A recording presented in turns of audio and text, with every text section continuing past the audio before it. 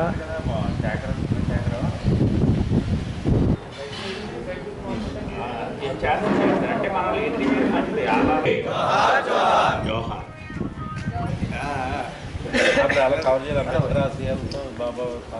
महात्मा अंबेडकर की జ్యోతిరావు పూలే గారే పేరెంట్.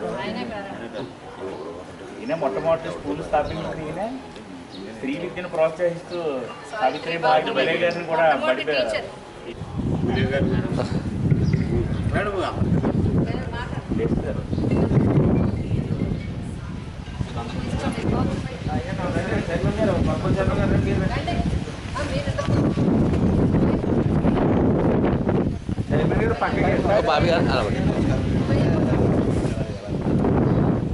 బాబీ చూడ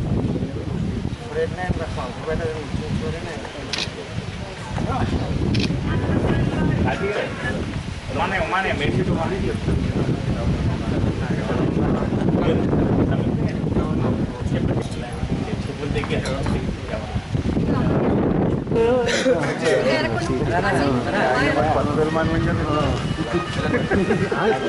అది కూడా ఆ పెట్టి చేయమని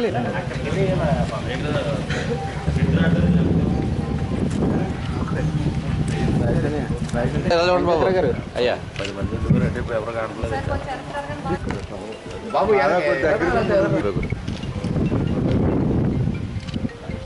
జోహార్ మహాత్మా జ్యోతిరావు పూలే, జోహార్ మహాత్మా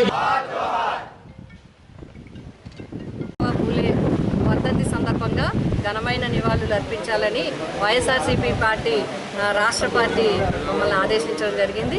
మేమందరం కూడా ఈరోజు పిఠాపురం నియోజకవర్గం పిఠాపురం కార్యాలయం నందు మరి ఈ కార్యక్రమానికి విచ్చేసిన మున్సిపల్ చైర్మన్స్, వైస్ చైర్మన్స్, అదేవిధంగా కౌన్సిలర్స్, మరి ఎంపీటీసీలు అందరూ కూడా నాయకులు, పార్టీ అధ్యక్షులు అందరూ కూడా రావడం జరిగింది.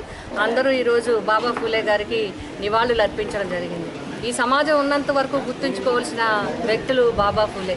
మరి వారి జీవితాన్ని, పూర్తి జీవితాన్ని సమాజానికి అంకితం చేసి వారి యొక్క జీవితాన్ని త్యాగం చేసిన వ్యక్తులు బాబా పూలే, సావిత్రిబాయి పూలే ఇద్దరు కూడా. మరి మహాత్మా బిఆర్ అంబేద్కర్ గారికి ఆదర్శం ఎవరు అంటే మహాత్మా బాబా పూలే ఆదర్శం.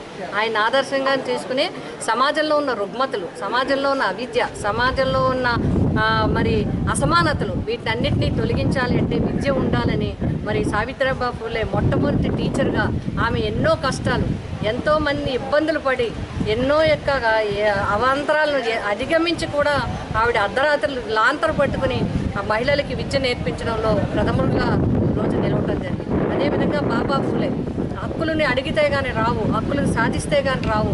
అందరూ కూడా విద్య నేర్చుకోవాలి, అందరూ కూడా ప్రశ్నించే స్థాయికి వెళ్ళాలి, అందరూ కూడా అన్నింటిలో సమానంగా ఉండాలని చెప్పి వారిద్దరి అంబేద్కర్ గారు, పూలే గారి యొక్క కృషి ఫలితమే ఈరోజు రిజర్వేషన్స్ కానీ, ఉద్యోగాలు కానీ అన్నింటా కూడా వారికి భాగం కల్పించడం, గౌరవం కల్పించడం జరుగుతుందంటే ఆ మహాత్ములు చేసిన త్యాగదనం.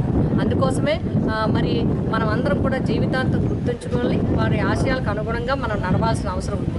అంబేద్కర్ గారు కానీ, బాబా పూలే గారు కానీ ఒకటే చెప్పడం జరిగింది.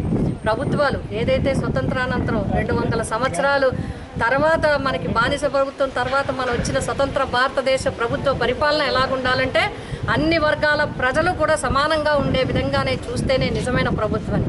కానీ ఈనాడు జరుగుతున్నది మనం చూసినట్లయితే అసత్య కేసులు పెట్టడం, అబద్ధపు కేసులు పెట్టడం, అన్యాయంగా కేసులు పెట్టడం, సోషల్ మీడియా పెట్టి మొన్నటిదాకా వచ్చిన మొదటి నుంచి కూడా అన్యాయంగా